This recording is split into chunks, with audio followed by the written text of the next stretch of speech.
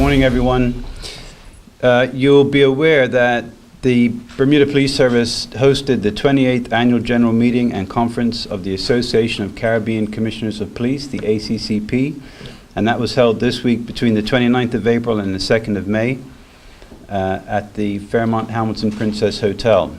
Certainly, as the host, and from my perspective, I would say it was a resounding success in terms of planning and organizing and the actual session itself. And in a few minutes, I'll invite the new president of the ACCP to talk more about the meetings and the sessions and some of the business that was discussed. I just wanted to make a note that the former president of the association and Commissioner of the Royal Bahamas Police Force, Mr. Ellison Greenslade, had served for 3 years, which is the maximum term limit allowed by the rules, and accordingly a new executive was elected, and it gives me great pleasure to welcome the new president of the association and Commissioner for the Royal Cayman Islands Police Service, Commissioner David Baines.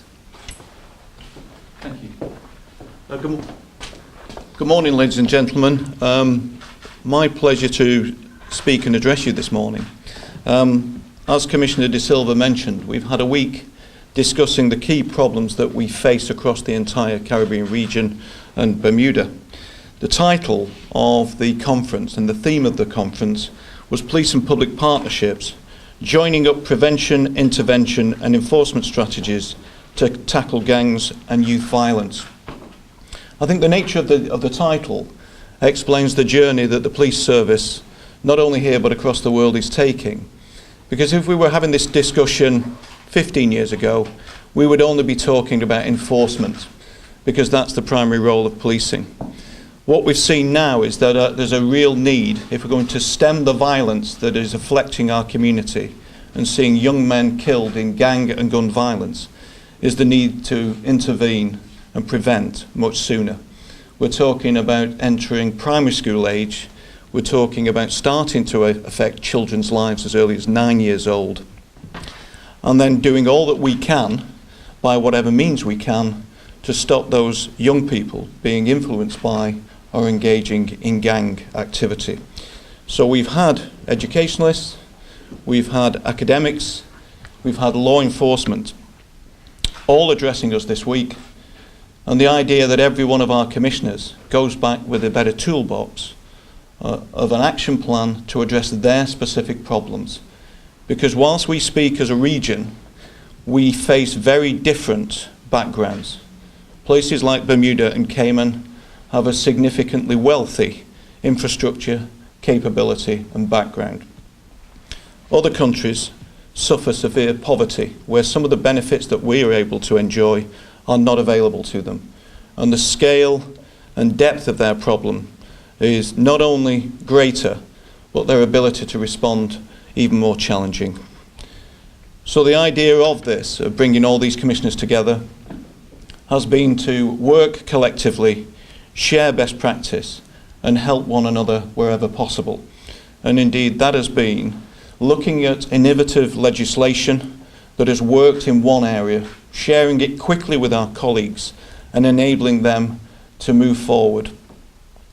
The problem we face with crime, and certainly the levels of violence that are experienced in some of our islands, is that to change legislation often takes time. We've seen some real benefits by being nimble in the ability to change legislation, to change direction, to implement policy. That then demonstrates success, and success then has encouraged others to share that and move things forward. So all of us have gone back with a better understanding of what's available to us to take issues forward. That's one side about dealing with gangs. The second was about stemming the flow of weapons into the region and how we can work closer with US federal authorities to stemming the guns, because what has and is becoming increasingly apparent is that we're seeing weapons that were traditionally going down to the South Americas through the Mexican-US border. As the US authorities are now closing that border and putting more enforcement, we're beginning to see an increase in gun dealers in the Florida area, growing in number and the weapons that are being recovered throughout the region originating from Florida itself. So we had US federal authority agencies working with us to make sure that we can do all we can to identify criminal exportation of firearms and to stem that flood that is coming into our region. In addition, one of the resolutions is to bring into place something that's called RIBIN, Regional Integrated Ballistics Information Network, so that when a gun is used or fired in any one of our islands, it is compared not just with the evidence in that island, but also in every other island within the Caribbean. And then we can take it further to see and connect it to crime scenes anywhere in the world via the use of Interpol. We have acquired the technical equipment to do this. We've now all committed to the agreement to sign up and share that data between every one of our Caribbean countries and to move that to operational capability as soon as is practical, and certainly in the next few months. One of the most impactful presentations came from one of our colleagues, Chief Howell from St. Croix, who came and spoke to us about the experience of being on duty, his intercepting an armed robbery suspect, and as they were about to challenge, being attacked by AK-47 weapons that left him with a shattered arm, his colleague having been shot twice in the face with high-velocity weapons, and talking about choices he made between life and death, and the ability and the reason he was stood there telling us his experience and showing us the scars of his willingness to put himself in harm's way, all went down to having a very simple trauma kit in the car. Now this may seem basic, but it has inspired every commissioner to commit that every police officer in the region will be equipped with trauma kits, and every vehicle will carry those trauma kits, because minutes will save lives. It's intended, not only will it keep our officers safer, but it will have them better prepared to save lives when they're first on the scene, to stem bleeding of somebody who's been shot and is bleeding profusely. Quite often it isn't the gunshot itself that people die of, it's the bleeding out before they're able to get to hospital. So the other commitment we've taken is not only in stemming and addressing and preventing gun crime, but equipping our staff to survive better and to help those who are affected by such attacks to survive better also. So we've had a busy week, taken lessons back to our individual countries and established stronger relationships where we are able to understand what is best practice and ensure that it is shared across all our members. So that's the purpose of our meeting. Finally, it would be remiss of me not to thank two particular individuals that made this happen. I say individuals. Commissioner De Silva in volunteering your country to host this, to bring us together, to share our experiences, not only as the leader of the Bermuda Police Service, I should say, but also the Bermudan people who've made us extremely welcome. Nothing was too much trouble. And so we've been able to see and touch on the beauty and hospitality of your island. And sometimes you forget just how beautiful some places are and need to be reminded of the blessings you have. And I suggest you go and visit some other places where you are not so blessed. So a big thank you to Bermuda for hosting this. And perhaps more importantly, a bigger one to your community, who have been extremely welcoming and couldn't have been more gracious in supporting the event that we've enjoyed this past week. So thank you. Any questions at this time? For just a quick question in relation to the trauma kits. How soon are you expecting them to be in the police cars across the region? Right. The first thing we've done, having committed to this, is to send out a request. I want to know how many trauma kits exist already, and you'll imagine for some will be well equipped and others less so we can gain a scale. But we've got over 10,000 officers in the region itself, so I'm fairly sure there will be a significant demand. Yesterday I was speaking to sponsors about how we can change the dynamics in sponsorship so we can move that ambitious approach into a reality. So far we've had formal improvement. What I can tell you is some already have trauma kits already. What is clear is we need more, And we need to move it from the specialist units, such as firearms units, to every single police officer so that they're able to protect themselves and protect those they serve. Okay.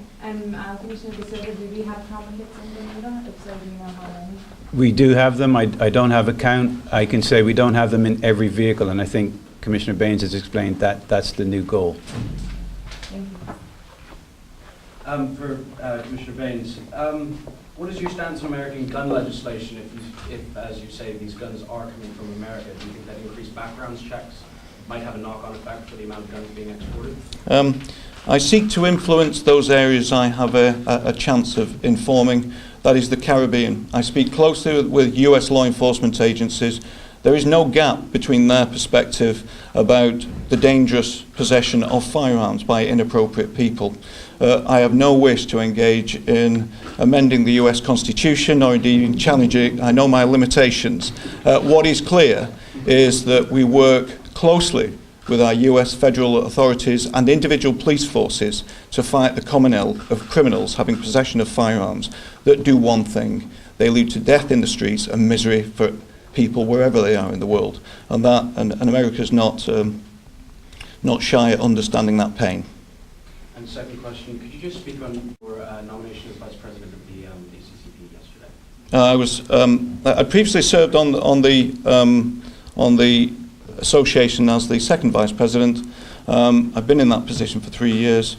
I'm honoured that my colleagues have sufficient faith and trust that I can represent their interests in what is increasingly becoming a global village where policing has to have its say if we're going to secure the most secure areas.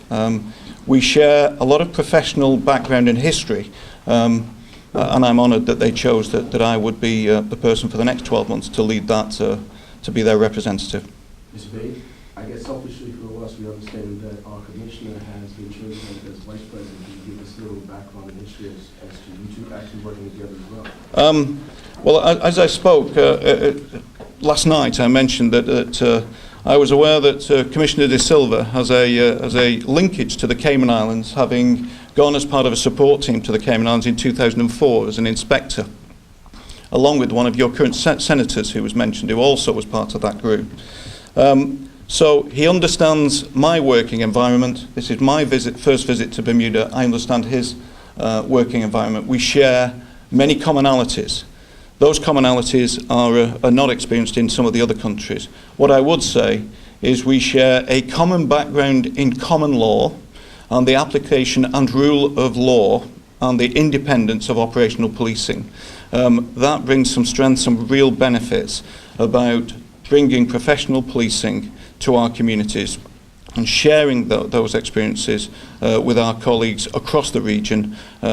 I'm delighted to have Mr. De Silva as the first Vice President, and I'm sure that collectively we can work together to represent every one of our colleagues in moving forward to secure our communities, wherever they are.